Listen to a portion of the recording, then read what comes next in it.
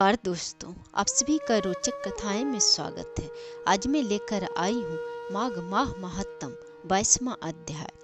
इतना कहकर भगवान अंतर ध्यान हो गए। तब देवनिधि कहने लगे कि हे महिषी, जैसे गंगा जी में स्नान करने से मनुष्य पवित्र हो जाता है, वैसे ही भगवान की इस कथा को सुनकर मैं पवित्र हो गया।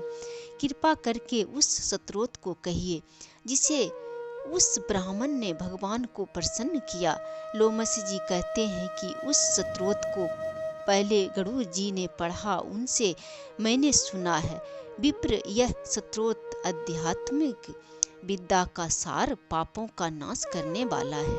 वासुदेव सर्वव्यापी चक्रधारी सज्जनों के प्रिय जगत के स्वामी श्री कृष्ण को नमस्कार है। जब स्तुति करने वाला जिसकी स्तुति की जाए तथा सभी जगत विष्णुमय है, तो किसकी स्तुति की जाए। जिस भगवान के श्वास वेद है, फिर कौन सी स्तुति उनकी प्रसन्नता के लिए की जा सकती है। जिसको वेद नहीं जान सकते, नो वाणी नो मन जान सकता, उसकी स्तुति में अज्ञानी क्या कर सकता है। सारा चर अचर संसार जिसकी माया से चक्र की तरह घूम रहा है, इसी से हे प्रभु आप चक्रधारी कहलाते हो। ब्रह्मा विष्णु आप ही हो। सारे संसार को उत्पन्न करने वाले ब्रह्मा को भी आप उत्पन्न करने वाले हो। जब जीव शरीर को धारण करता है, तब उसमें ज्ञान उत्पन्न होता है। तुम सब सुखों के दाता हो, इसमें कोई संदेह नहीं है। आपसे संपूर्ण सुखों को देने वाली बुद्धि उत्पन्न होती है। आप ही 5 कर्म इंद्रिय, 5 महाभूत तथा मन के विविध भाव हो। ब्रह्मा विष्णु रुद्र की कल्पना से आप संसार की कल्पना इसी प्रकार करते हो, जैसे पिता पुत्री की। कवियों में जो रूप शोभा देते हैं, उन निर्गुण विष्णु भगवान को मैं नमस्कार करता हूँ। जिसमें ज्ञान रखने से स्मृतियों में कहे हुए कर्मों को लोग करते हैं, उस परम ब्रह्म को मैं नमस्कार करता हूँ। मैं उस सत रूप हरि को, जिसको योगी लोग सब प्राणियों में आत्म रूप में देखते हैं, उपासना करते हैं, जिसको अद्वैत कहते हुए गाते हैं और यज्ञ करते हैं, उस माधव भगवान को मैं नमस्कार करता हूँ। मनुष्यों को माया तथा मोह में पैदा हुए विचित्र आभास, अहंकार तथा ममता को जानकर खो देते हैं, उन भगवान को मैं नमस्कार करता हूँ। संसार में मनुष्यों के मोह रूपी वायु से सदा भभकने वाली ज्वाला आपके चरण कमल की छाया पहुँचने से नहीं जलाती, जिसके स्मरण मात्र से मोह अज्ञान रोग दुख दूर हो जाते हैं, उस अनंत रूप को नमस्कार करता हूँ। जिसमें मिल जाने पर किसी दूसरे की इच्छा नहीं करती, जिसको जानकर अद्वैतवादी आत्मा को देखते हैं। यदि विष्णु शब्द का अर्थ और उसके विषय का ज्ञान एक है, इस सत्य से हे माधव, इस संसार की माया में फंसकर तेरे ही ध्यान में रत रहता हूँ।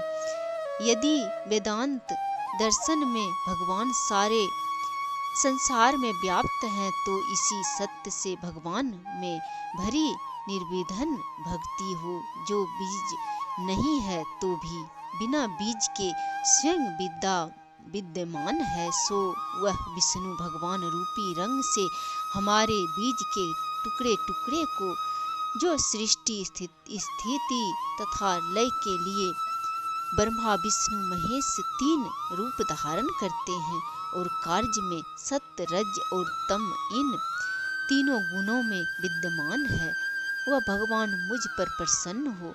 जो प्राणियों के हृदय रूपी मंदिर में निर्मल देव वास करते हैं, वह भगवान मुझ पर प्रसन्न हो। जो अविद्या पूर्ण संसार का त्याग करता है, जगन्मय आप हो। आपका बनाया हुआ विश्व आनंद करता है, आपके त्याग करने पर अपवित्र हो जाता है। उसका साध साथ करने पर भी तुम बिना साथ के बने रहते हो। विकार रहित जिनके पंचभूत योग से पैदा हुआ चैतन्य मानते हुए उपासना करते हैं, ये लोग आपके शरीर का परिणाम मानते हैं और संख्यवादी तुम्ही को प्रकृति से परे पुरुष मानकर ध्यान करते हैं। जन्म इत्यादि से रहित चैतन्य रूप सदा आनंद स्वरूप उपनिषद जिसकी महिमा गाते हैं। आकाश आदि पंच महाभूत देह मन बुद्धि इंद्रियां सब कुछ तुम ही हो, तुमसे अलग और कुछ नहीं। तुम ही सब प्राणियों को उत्पन्न करने वाले हो और मुझको शरण देने वाले हो। तुम अग्नि रवि इंद्र होम मंत्र क्रिया तथा फल सब तुम ही हो। कर्म के फल देने वाले वैकुंठ में तुम्हारे सिवा कोई नहीं है। मैं तुम्हारी शरण में हूँ। सब प्राणियों के हेतु तथा उनको शरण देने वाले तुम ही हो। जैसे युवा पुरुष की युवती में और युवती की युवा में प्रीति होती है, वैसे मेरी प्रीति तुम में हो। जो पापी भी आपको प्रणाम करता है उसको यमदूत ऐसे नहीं देखते जैसे उल्लू सूरज को। प्रत्येक पाप मनुष्य को उस समय तक ही सुख देते हैं जब तक वह आपके चरण कमलों का सहारा नहीं लेता। जिसको गुण जाति तथा धर्म को स्पष्ट नहीं कर सकते तथा गतियां भी स्पष्ट नहीं करती, जो इंद्रियों के वशीभूत नहीं है, जिनका बड़े बड़े मुनि लोग साक्षात नहीं कर सकते, उन भगवान को मैं नमस्कार करता हूँ।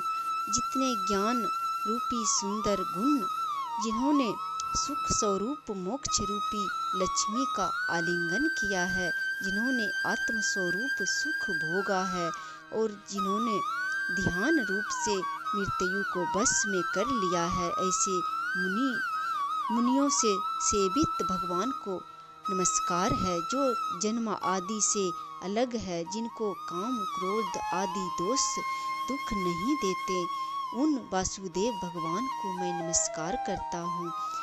जिनके ज्ञान की गति से अविद्या रूपी मल शुद्ध हो जाता है, जिनके ज्ञान रूपी शस्त्र से संसार रूपी शत्रु का नाश हो जाता है, उन दुखों के नाश करने वाले को मैं नमस्कार करता हूँ। जिस प्रकार सब स्थावर जंगम संसार को उत्पन्न करते हैं, इसी सत्य से भगवान मुझको दर्शन दे। इस प्रकार उसकी सच्ची भक्ति देखकर भगवान ने प्रसन्न होकर उस ब्राह्मण को दर्शन दिए और ब्राह्मण की स्तुति से प्रसन्न होकर तथा उसको वरदान देकर भगवान अंतर्ध्यान हो गए। वह ब्राह्मण कृत होकर भगवान में लीन हो गया और शिष्यों के साथ स्तोत्र पढ़ता हुआ तपोवन में रहने लगा।